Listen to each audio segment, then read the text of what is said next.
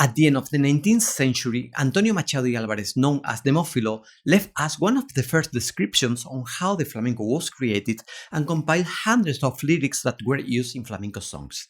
In episode 18th of the podcast Forgotten Sounds of Flamenco, we will review Demófilo's contribution, not always well understood by flamencology, and we will listen to music of his time that used some of the lyrics he compiled.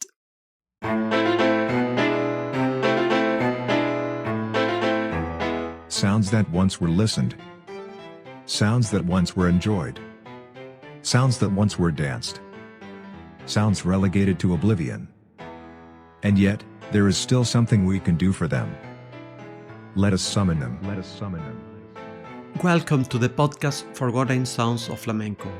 My name is José Miguel Hernández Jaramillo, and I invite you to enroll in this journey through the sounds, stories, spaces, and people that were part of the 19th century flamenco.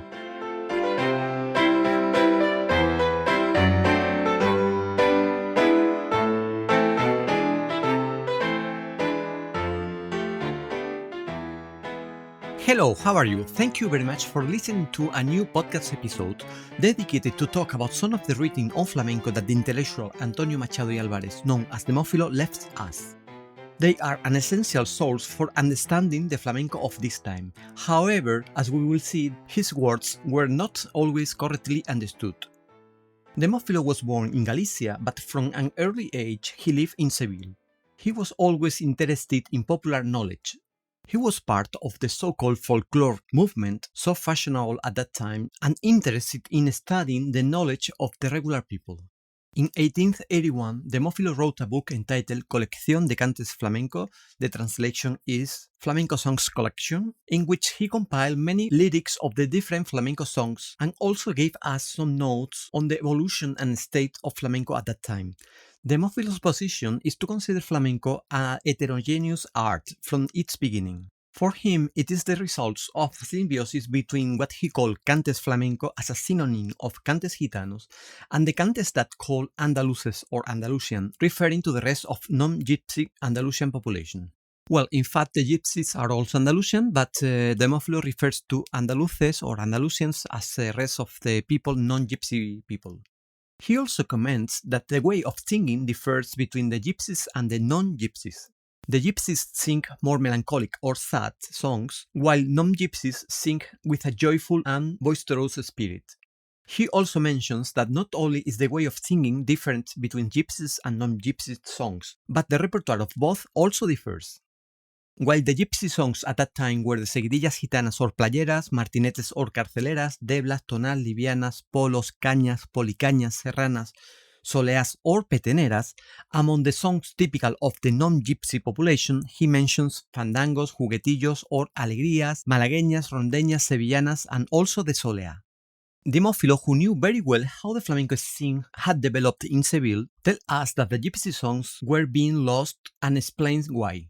According to him, when the gypsy songs began to be performed on the stage of the concert restaurants or cafés cantantes, the singer or cantaor could not express his singing entirely to his taste, as was the case when he did it in other spaces such as taverns or family or friends gatherings. To be subordinated to the demands of the public, this purity or authenticity that this gypsy song had was lost. Demófilo also points out that another factor is the process of mixing with other non-gypsy songs. He tells us the following: the gypsy songs will gradually lose their primitive character and originality. They will become a mixed genre, which will continue to be called flamenco as a synonym of gypsy, but which will be a confusing mixture of very heterogeneous elements: the buffo, the obscene, the profoundly sad, the uncompassionately joyful, the ruffianesque, etc., etc. Demófilo seemed prophetic because, in reality, this distinction between gypsy and Andalusian songs will dilute and remain in a product known simply as flamenco. These words of Demófilo has sometimes not been well interpreted by some flamencological works, which have considered that Demófilo was warning that flamenco was in danger of disappearing. This produced an enormous paradox because, as I have already commented in some previous episodes, in the last quarter of the 19th century, flamenco became very fashionable in Spain. In that same year of 1831, the press highlighted that flamenco was very chic. For example, in the newspaper La Discusión in Madrid, it is mentioned that we are in a time where flamenco dominates. Or in the publication Madrid Cómico, we find that today flamenco is enthroned. In my opinion, in this polysemy of the term flamenco lies the great confusion produced by the wrong interpretation that some flamencologists have made of Demófilo's words. As we have seen, Demófilo was concerned that, in his opinion, flamenco singing was in danger of disappearing, but he was referring only to the song of the gypsies community, not to flamenco as a whole. This synecdoche that some flamenco scholars have made, that is, taking the whole for the part, taking the term flamenco song, with which Demófilo denoted only a part of that flamenco, for the totality of it, has led them to a wrong interpretation. But this is not the only inaccuracy that this synecdoche provoked. If we have a look to the books of the history of flamenco, there is unanimity in considering that the cafés cantantes were the first scenic space where flamenco artists could perform their work professionally. For example, you can find this affirmation in didactic materials for schools approved by the Andalusian government. The café cantante or concert restaurant was not the only performative environment for flamenco singing or dancing. Lénica Reyes, in her doctoral dissertation in ethnomusicology at the UNAM, Mexico, which she dedicates to the malagueña, analyzed the performative spaces where the malagueña, which was considered a flamenco song, was performed, and concludes that at that time, when the first cafés cantantes appeared, they were already being performed in theaters, in inns, in taverns, in streets and squares, in bullrings, in military environments, in houses and palaces of wealthy people, and in dance academies, among others. I will talk about the malagueñas and this work of Lénica very soon in another episode of this podcast. And where does this imprecision in flamencology came from again? Well, in my opinion, from misinterpreting again the words of Demófilo, who commented that flamenco became to be sung in public shows, in the cafés. But as we commented before, he's not referring to all flamenco, but only to the gypsy songs, not to the rest of flamenco songs. We will now listen to one of the possible pieces of music that could have been used for singing one of the lyrics that Demófilo collected in the section Soleás of Free Lines. This is lyric number 39, which reads as follows. I will try to translate. Yellow and with dark cycles, don't ask her what she has. She is truly loving someone. From that time, especially from 1833, we have a Soleá score that contains this lyric. This piece was composed by Isidoro Hernández as is entitled Soleá Gitana, Gypsy Soleá.